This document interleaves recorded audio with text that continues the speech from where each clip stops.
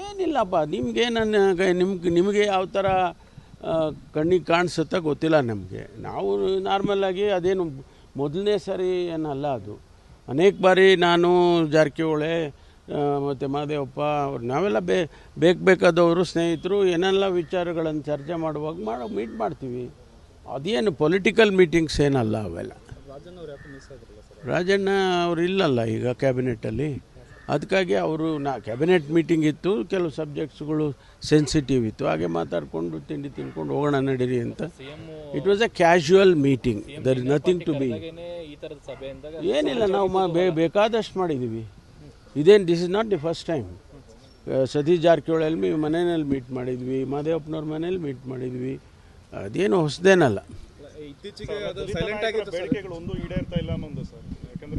ಯಾರು ಹೇಳಿದ್ರು ಹಂಗಂತ?